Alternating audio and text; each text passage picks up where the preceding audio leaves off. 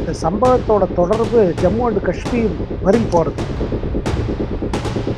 ஒரு I-20 வண்டி 3.25 அளவில் ரெட் ஃபோர்ட் பக்கத்தில் இருக்க ஒரு பார்க்கிங் ஏரியாக்குள்ள நுழையுது.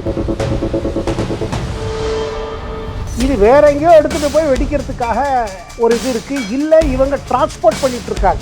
புது புது விதமாக தீவிரவாதம் திருப்பி தலை தூக்குது. மோடி கவர்மெண்ட்டுக்கு நல்ல தீவிரவாதத்தை கண்ட்ரோல் பண்ற பேர் இருந்தாலும் சரி, ஏதாவது ஒரு சம்பவத்தை நடத்தி இந்திய மக்கள் மீது ஒரு பெரிய சந்தேகத்தையும் பயப்பத்தையும் கலப்ப வேண்டும்.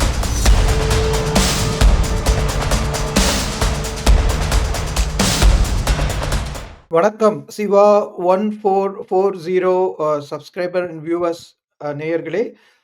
நேற்று மாலை டெல்லியில் 6:50 வாக்கில் நடந்த அந்த துயர சம்பவம் நம் நாட்டையே இப்போ ஒரு கரு மேகம் போல சூழ்ந்திருக்கும் இந்த நேரத்தில் அது குறித்தும் மேலும் சில விவரங்கள் குறித்தும் நம்முடன் நேரடியாக டெல்லியிலிருந்து இணைந்திருக்கிறார் திரு சேகர் ஐயர் அவர்கள். வணக்கம் சார். வணக்கம் சிவாகுமார் சார். வணக்கம். வணக்கம் சார்.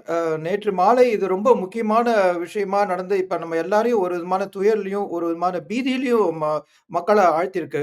அது வந்து இப்போ இந்த பீகாரோட தேர்தலோட 2வது கட்டம் நடக்கிறதுக்கு முன்னாடி நாள் நடந்ததுனால பலவிதமான சந்தேகங்களும், இது ஏன் இதுக்கு அதோட தொடர்பு படுத்தி இது அதுக்காக வந்து சில பேர் வேணும்ட்டே கிரியேட் பண்ணாங்களா? இத வந்து ஒரு அனுதாபலைய உருவாக்கத்துக்காக யாரோ உருவாக்கினாங்களா? இல்லாட்டி இது ஒரு வெடி விபத்தா? இல்லாட்டி இது வழக்கமான ஒன்ஸ் இன் அ வைல் நடக்கிற ஒரு விதமான சதி செயலா? பயங்கரவாதமா? பலவிதமான கேள்விகள் மக்கள் மனசுல இருக்கு சார். இப்ப இது நடந்து ஒரு கிட்டத்தட்ட ஒரு 12 மணி நேரம் ஆயிடுச்சு. ஸோ இந்த நேரத்துல வந்து நம்ம கையில இருக்கிற இன்ஃபர்மேஷன் என்ன? நீங்க டெல்லியிலருந்து என்ன மாரி ரிப்போர்ட்ட நீங்க நீங்க இத பார்க்குறீங்க? அத பகிர்ந்துக்கங்க சார் எங்களோட. இல்ல இதுவரையில் இப்ப காலையில கிடைக்கிற தகவல் என்னன்னா, இந்த சம்பவத்தோட தொடர்பு ஜம்மு அண்ட் காஷ்மீர் வரையில் போறது. காரணம் என்னன்னா, கடந்த ஒரு 4-5 நாட்களாக ஜம்மு காஷ்மீர் போலீஸ் வந்து ஒரு பெரிய ரெய்டு நடத்துறாங்க. என்னன்னா, இங்க டெல்லி பக்கத்துல இருக்கிற ஹரியானால, அதுவும் ஃபரீதாபாத்ங்கிறது. அந்த ஃபரீதாபாத்ங்கிற ஊர்ல பார்த்தீங்கன்னா, 2, 3 விஷயம் நடக்குது. ஒரு இடத்துல பார்த்தீங்கன்னா 3 டன் உங்களுக்கு அந்த மெட்டீரியல்ஸ் கிடைக்கிறது, அந்த எக்ஸ்ப்ளோசிவ் மெட்டீரியல்ஸ். அத தவிர்த்து ஒரு ஆக்சுவல் எக்ஸ்ப்ளோஷன் ரெடியா தயார் பண்ணி வச்சிருக்கிறது, அதுவே ஒரு 290 கிலோகிராம்ஸ் கிடைக்குது. ம். இதுல முதல்ல இது 290 இது கிடைத்த பிறகு போலீஸ் பலவிதமாக வேட்டையாடுகிறார்கள். அதுல பார்த்தீங்கன்னா, அதுல வந்து இந்த மெட்டீரியல்ஸ் கிடைச்சிருக்கு பாருங்க. அதாவது அத என்ன சொல்லுவது? இந்த ஒரு ஒரு பாம் தயாரிக்க வேண்டிய எல்லா விதமான இது, அது வேணுங்கிற எல்லாம் இருக்கு. அது இக்னிஷன் கீ, அது ட்ரிகர் எல்லாம் இருக்குது. ஆனா இதுக்கும் முன்னாடி ஆரம்பம் என்ன கேட்டீங்கன்னா, ஸ்ரீநகர்ல, ஜம்மு காஷ்மீர்ல சில போஸ்டர்ஸ் வருது. ம். அந்த போஸ்டர் ஜெய்ஷ் இ முகமதுக்கு சாதகமாக இதுவாக வருது. அந்த போஸ்டர்ல இருந்து தான் ஜம்மு காஷ்மீர் போலீஸ் இன்வெஸ்டிகேஷன் ஆரம்பிக்கிறாங்க. சென்ட்ரல் ஏஜென்சிஸ் போகும்போது என்னன்னா, ஏதோ சில டாக்டர்கள் இருக்கிற மாரி தெரியுது. ம். அப்படி தேடி வரும்போது தான் பார்த்தீங்கன்னா, அந்த டாக்டர் பக்கம் தேடி வரும்பொழுது என்ன தெரியுதுன்னா, 2 டாக்டர்ஸ். அதுல ஒரு டாக்டர் பேரு வந்து டாக்டர் முசம்மில் அகமது கனாய். இவர் ம். புல்வாமாவை சேர்ந்தவர். இன்னொன்னு வந்து பார்த்தீங்கன்னா, டாக்டர் அப்துல் மஜீத் ராதேர். இவர் காசி குந்து. ம். இவங்க 2 பேர் வீட்டிலயும் இப்போ இது நடக்குது. இதுக்கு பிறகு ரெய்டு. ரெய்டுல ம். தான் உங்களுக்கு பாருங்க இதெல்லாம் வருது. முதல்ல இந்த கனைங்கிறவர் மாட்டிக்கிறார். அதாவது டாக்டர் முசாமில் அகமது கனைன்னு. அதுக்கு பிறகு இன்னொருத்தர் வந்து பார்த்தீங்கன்னா, அவர் ஒரு ஹாஸ்பிட்டலே நடத்துறாரு. ம். அந்த ஹாஸ்பிட்டல் இதுல அவர் வீட்ல அவர் இன்னொரு இடத்துக்கு கொண்டு போறாரு. அங்க இருக்குது. ஆனா இதெல்லாம் ஆரம்பம் நான் சொன்ன மாரி பார்த்தீங்கன்னா, போலீஸ்க்கு தொடர்ந்து ஒரு இன்டர் ஸ்டேட் மாட்யூல்.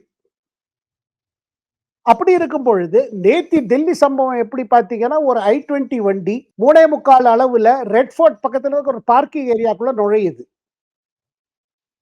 3.25 அளவுல நுழைஞ்ச வண்டி, நீங்க சொல்வது போல 6.25 வால் அளவுக்கு அந்த பார்க்கிங்லேருந்து வெளியில வருது. ம். வந்துட்டு அந்த டிராபிக் கிராசிங் ரெட் லைட்ல காத்துட்டு இருக்கும்போது வெடிச்சிரும். அப்பனா அந்த ஆனா, காருக்குள்ள மக்கள் இருந்திருக்காங்க. அந்த காருக்குள்ள இருந்த 3 நபர்கள், அந்த வச்சிருந்த இந்த பொருள், பாம் பொருள் பார்த்தீங்கன்னா, அது காரோட டிக்கில வச்சிருக்காங்க. அதுல என்னவோ ஆகி வெடிச்சிருக்கு. அதனால போலீஸுக்கு ஒரு முதல் கட்ட இது என்ன பார்த்தீங்கன்னா, 1 இது வேற எங்கேயோ எடுத்துட்டு போய் வெடிக்கிறதுக்காக ஒரு இது இருக்கு. இல்ல இவங்க டிரான்ஸ்போர்ட் பண்ணிட்டு இருக்காங்க. ம். அத ஏன்னா அந்த இடம் ஸ்பாட் பார்த்தீங்கன்னா, டெல்லி மெயின் ஜங்ஷன் இருக்கு பாருங்க, ரயில்வே ஜங்ஷன். அதுக்கு ம். கிட்டக்க. 2வது இன்டர்ஸ்டேட் பஸ் டெர்மினஸ் இருக்கு. ஐஎஸ்பிடின்னு காஷ்மீரி கேட்ல. ம். அதுவும் அது பக்கம் அதெல்லாம் அங்கேருந்து என்ன ஒரு 20 மினிட்ஸ்ல நீங்க ஒரு ஆட்டோ புடிச்சுட்டு வந்துடலாம். அப்ப யாருக்கோ காத்திருந்ததாகவோ, இல்ல அந்த பொருட்களை, இந்த பாம் பொருட்களை வேற எங்கேயோ ஹேண்ட் ஓவர் பண்றதுக்கா இருக்கும். ஆனா ஆச்சரியம், திடுக்கும் தகவல் என்னன்னா, அந்த கார் யாரோட கார் பார்த்தீங்கன்னா, அந்த கார அவங்க இது பண்ணும்பொழுது, அந்த கார் வந்து ஒரு ஒருத்தர் நபர் இருக்காரு. அவர் புல்வகா இதுக்கு போறது புல்வாமா. ம். ஸோ அதுலேருந்து தான் சந்தேகம் வருது. எப்படி இந்த இது வந்து இப்படி அங்க எப்படி காஷ்மீர் கனெக்ஷன் வருது? புல்வாமாங்கிறது உங்களுக்கு தெரியும். ஒரு தெரியும். 4, 5 வருடம் முன்னாடி ஒரு பெரிய பிளாஸ்ட் ஆச்சு. அதுல பல சிஆர்பிஎஃப் இவர்கள்லாம் உயிரிழந்தார்கள், வீரர்கள். ஆமா. இப்ப அத தவிர்த்து இவங்க என்ன கண்டுபிடிக்கிறாங்கன்னா, அந்த கார் பலமுறையாக கைமாறப்பட்டிருக்கு. இவங்க கேட்டா நான் அவனுக்கு வித்தேங்கிறான், அவன கேட்டா அவனுக்கு வித்தேங்கிறான். ஆனா பேப்பர்ல அது ஒரு பர்ட்டிகுலர் ஆளோட பேர்ல தான் இருக்கும். அந்த ரெஜிஸ்ட்ரேஷன்ல மாத்தல. இது இதுக்கு பிறகு பார்த்தீங்கன்னா, வெடித்த இடத்தில் அதாவது வெடி அங்கேயே வெடிச்சிருந்ததுன்னா, அங்க ஒரு பெரிய கிரேட்டர் மாரி ஆயிடும். ஒரு குழி ஆயிடும். ஆமா. குழி ஒண்ணும் ஆகல. ஆமா. அதனால தான் போலீஸ் என்ன நினைக்கிறாங்க, இன்வெஸ்டிகேட்டர்ஸ் அதாவது என்ஐஏ வந்திருத்ததுல, பல பாம்ப் ஸ்குவாடு எல்லாரும் ஏன்னா அந்த இடத்துல ஒரு பெரிய பள்ளங்கள்லாம் கிடையாது. அப்ப அங்க வைத்திருப்பல்ல காரில் வைக்கப்பட்டிருந்தது. அதனால அந்த வெடிச்ச வெடி இருக்கு பாருங்க, அந்த அதோட எக்ஸ்டென்ட் ஆஃப் டேமேஜ். அதுல தான் 9 பேர் உயிரிழந்திருக்காங்க. பல பேர் காயமடைஞ்சு ஹாஸ்பிட்டல்ல இருக்காங்க. ஆமா. அண்ட் அதுல கொடந்து ஒரு 10, 12 வெஹிக்கிள் பக்கத்துல இருந்த அந்த டிராபிக் சிக்னல் வெயிட் இந்த வெஹிக்கிள்ல டேமேஜ்ட். அவங்க தான் இன்ஜர்டு வேற. இதுல இருந்து 2, 3 விஷயம் என்ன புரிஞ்சுக்கணும்னா சிவகுமார் சார், சொல்லுங்க. புது புது விதமாக தீவிரவாதம் திருப்பி தலை தூக்குது. ஏன்னா டெல்லியில வந்து இந்த மாரி டெல்லி சிட்டிக்குள்ள பிளாஸ்ட் இந்த மாரி சம்பவம் ஏற்பட்டு ஒரு 10, 12 வருடம் ஆயிடுச்சு. இந்த மாரி டெல்லிக்குள்ள நடந்தது கிடையாது. ஆனா புது விதமாக எப்படியோ ஆனா அதுவும் ஃபரீதாபாத் வரையில் பாருங்க. ஃபரீதாபாத் வரையில் இவ்வளவு சேர்த்திருக்காங்க. அதாவது என்னன்னா, அடுத்த 1 வருட காலத்துக்கு மெட்டீரியல் பண்ணி, பண்ணி கொஞ்சம் கொஞ்சமா அங்கங்க வெடிக்கிறதுக்கு வழி ஆயிட்டு இருக்கு. அடடா! ஸோ இது தீவிரவாதம் விடல அவங்க. இது 2வது விஷயம் என்ன புரிஞ்சுக்கணும்னா சிவகுமார் சார், மோஸ்ட்லி தீவிரவாதிகளோட பேக்கிரவுண்ட் செக் பண்ணீங்கன்னா, இல்ல தீவிரவாதத்தில் இழுக்கப்பட்டவர்களோட பேக்கிரவுண்ட் பார்த்தீங்கன்னா, பெரும்பாலும் ஏழை குடும்பமா இருப்பாங்க. வேலை இல்லாத இவங்களா இருப்பாங்க. அவங்கள ஈஸியாக பிரெயின் வாஷ் பண்ணிடுவாங்க. இந்த ஜிஹாதி விஷயத்துல.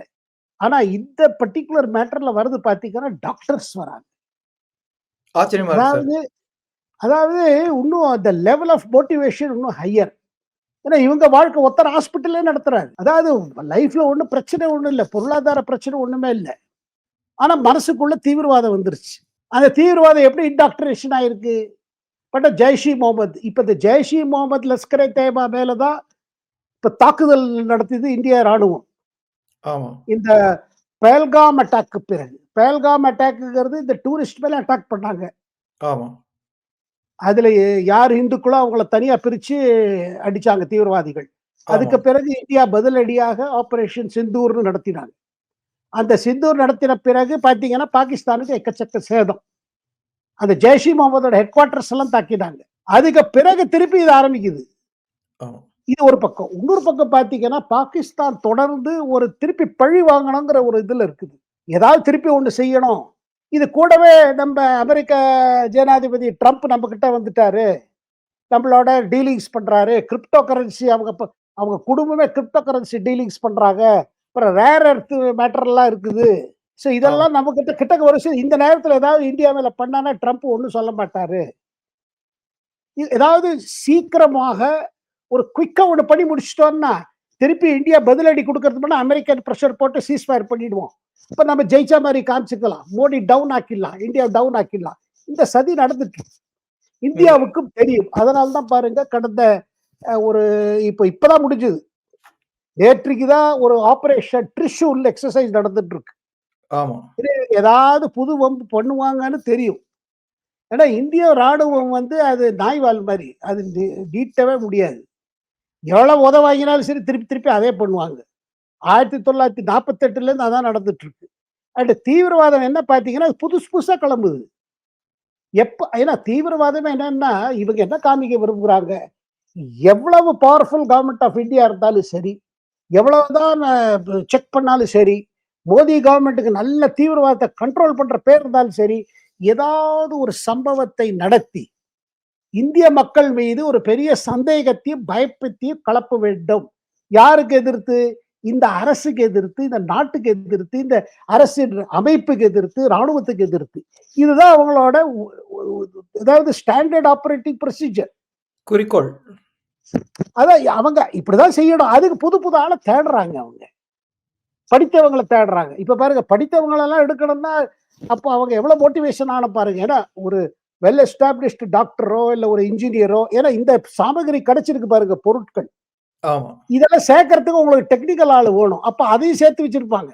அதுக்கு வேணுங்கிற ஒரு டெக்னீஷியனோ, இதெல்லாம் வேணும். ஸோ இந்த நெட்வொர்க் ஏன்னா அவங்களுக்கு தொடர்ந்து சந்தேகம் ஏன்னா ஜம்மு காஷ்மீர்ல தொடர்ந்து போலீஸ்க்கு சந்தேகம் என்னன்னா ஏதோ நடந்துட்டு இருக்கு. ஏன்னா ஒரு விதமான அமைதி நிலைக்கும் போது தான் இந்த சதிகள் நடத்த ஆரம்பிக்கும்.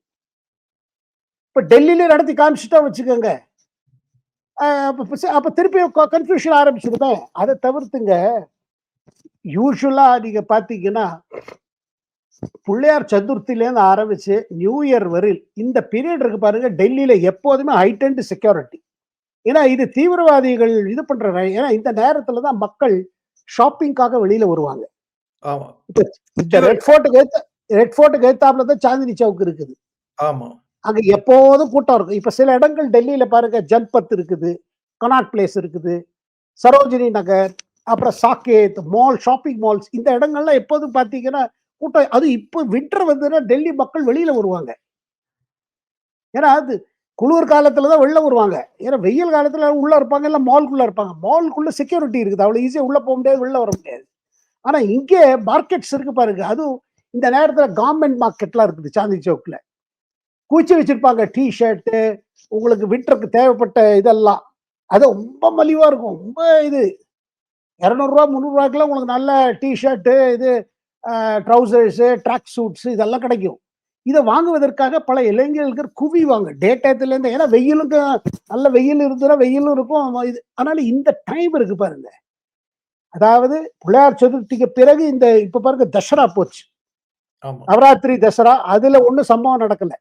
தீபாவளி அதுக்கு அடுத்தது. பிறகு தீபாவளியில தான் ரொம்ப அலர்ட்டா இருந்தாங்க. அதுக்கு அடுத்தது இப்போ இது வருது உங்களுக்கு கிறிஸ்துமஸ் நியூ இயர் வந்ததுன்னா இந்த டயத்துல மக்கள் குவிவாங்க. அதாவது அவங்க கிறிஸ்துமஸ் கொண்டாடுறவங்களோ இல்லையா எல்லாரும் வெளியில வந்துருவாங்க. இப்ப செயின்ட் ஹார்ட்ஸ் கேத்தட்ரல் இருக்கு இங்க கனாட் பிளேஸ் கிட்ட. அந்த இடத்துல பாத்தீங்கன்னா கிறிஸ்துமஸ்க்கு என்டையர் டெல்லி போயிடுவாங்க. சும்மா சர்ச்சுக்குள்ள அது நடக்குது, மாசு நடக்கும். இவங்க வெளியில கடைகள்லாம் இருக்கும். எல்லாரும் ரொம்ப இது பண்ணுவாங்க. நல்ல குளிர்லயும் இருப்பாங்க. அது தவிர அப்புறம் நியூ இயர் ஈவ். ஸோ இந்த நேரங்கள்ல பாருங்க தீவிரவாதிகள் அட்டாக் பண்ற நேரம். அவங்களுக்கு என்ன தேவை? ஒரு கூட்டம் தேர்ந்துருச்சுன்னா ஒண்ணு வச்சிரு. அப்புறம் இப்பெல்லாம் டெல்லியில கூட்டத்தை எதை எங்க வச்சாலும் 100 பேர் குறைஞ்சு சாகாம இருக்க மாட்டாங்க. அப்புறம் அவங்க ட்ராக் பண்ற இடங்கள்லாம் பாருங்க இந்த ஹைவேஸ், மெட்ரோ. டெல்லியில மெட்ரோ எல்லா இடத்துலயும் மெட்ரோ போயிட்டு இருக்கு.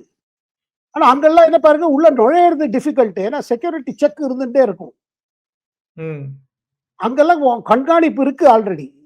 இப்ப கண்காணிப்பு இடத்துல போய் வச்சா மாட்டிப்பா. அப்புறம் இப்ப கூட பாருங்க இவ்வளவு டீடைல்ஸ் வந்திருக்கு பாருங்க. இந்த கார் குறிப்பிட்ட நேரத்துல இந்த பார்க்கிங் சைட்டுக்குள்ள வந்தது. அதுக்கு பிறகு ஒரு குறிப்பிட்ட அதான் 2, 3 மணி நேரம் அப்புறம் வெளியில வருது. வெளியில வந்து சிக்னல்ல இருக்கும்போது அங்க வெடிக்கணும்னு வெடிக்கல. அவங்க ஏதோ தப்பா வெடிச்சிருச்சு. ஏன்னா அவங்க வேற ஏதோ ஒண்ணு செய்யறதா இருந்தத வந்து இது வந்து ஒரு விபத்து மாதிரி நடந்து அது வந்து டிஸ்டர்ப் பண்ணிட்டு வேற இடத்துல கொண்டு போய் எங்க கூட்டம் அதிகமா இருக்குதோ அங்க வச்சிருப்பாங்க. அது ஹோட்டல் முன்னாடியோ இல்ல ரெஸ்டாரண்ட் பார் முன்னாடியோ எங்க வந்து வெளியில வரும்போது ஒரு அட்லீஸ்ட் ஒரு 50 பேர் ஈஸியா சாகுவாங்க. அதுல இன்னொரு விஷயங்க ரெட் ஃபோர்ட் ஏரியா இந்த சாந்தி சௌக் ஏரியாலாம் நிறைய இந்துக்களும் இருக்காங்க, இஸ்லாமியர்களும் இருக்காங்க. தீவிரவாதிகளுக்கு இஸ்லாமியர்கள் செத்தா கவலை இல்லை. அவங்களுக்கு பாருங்க ஏன்னா அவங்க 2 பேருக்கு இது ஒருமே சந்தேகம் கிளம்புமே. இவன் வச்சாமா அவன் வச்சாமா அரசியல்ல குழப்பத்தை உண்டாக்குறதுக்கு இது செய்யப்பட்டிருக்கு. இப்ப நீங்க சொன்னீங்க பாத்தீங்களா பீகார் தேர்தல் பீகார் தேர்தல் பிரச்சாரம் முடிஞ்சிருச்சு. இன்னைக்கு 2வது கட்ட தேர்தல். கடைசி இது. இது மட்டும் நடக்குங்க. இதெல்லாம் பாருங்க ஒண்ணும் ஆனா இதுக்காக அப்ப எதிர்க்கட்சிகள் எப்போதுமே என்ன பண்ணுவாங்கன்னா, ஏதாவது சம்பவம் ஏற்பட்டுச்சு வச்சுக்கோங்க. அவங்களுக்கு என்ன பயம்னா, இதுக்கு பிறகு நடவடிக்கைகள்னால திருப்பி மோடிக்கு நல்ல பேர் வந்துரும். ம். அதனால இது தேர்தல்ல லாபம் வந்துருமோ? எதிர்க்கட்சிகளுக்கு எங்கேயாவது மோடிக்கு லாபம் வந்துரும், லாபம் வரும் தான் யோசிக்கிறாங்க. இப்ப இதே இது இந்த மாதிரி ஒரு சம்பவம் தமிழ்நாட்டுல இருந்தா என்ன ஆகும்? அது உல்டாவா போகும். தமிழ்நாட்டுல இது சம்பவம் ஆச்சுன்னா என்ன ஆகும்? மாநில அரசு ஃபெயில்டுன்னு ஒரு ஆரம்பிக்கும். ஆமா. சோ இது பாருங்க, இது பொலிட்டிக்கல் டைமிங்கோ இன்டர்பிரேஷன் அவங்க எந்த பொலிட்டிக்கல் லீனிங்ஸ பொறுத்து இருக்கு. என்ன கேட்டீங்கன்னா, ஏதோ பிளான் பண்ணி பண்ண மாரி தெரியல. ஏன்னா தேர்தல் பீகார்ல முடிஞ்சிருச்சு. அண்ட் பீகார்ல இந்த தடவ தீவிரவாதம் பெரிய இஷ்யூ இல்ல. அங்க வளர்ச்சி திட்டம், வேலை வாய்ப்பு, மகளிரோட உரிமைகள், அப்புறம் இந்த மகளிருக்குள்ள கிடைக்கும் நிதிஷ்குமாரால செய்த பல சாதனைகள், அப்புறம் லாலு பிரசாத் குடும்பம் திருப்பி ஆட்சிக்கு வந்தால் பீகாரில் எப்படி இருக்கும்? இவர் வேலை வாய்ப்பு அதிகமா தரேன்னு தேஜஸ்வி யாதவ் சொல்வதும், அண்ட் அவ அப்பா காலத்தில் நடந்த அட்டூழியங்களை மக்கள் திருப்பி மீண்டும் நினைவுக்கு வருவதும், இதுதாங்க இஷ்யூவா இருந்துச்சு ஆமா. பீகார்ல.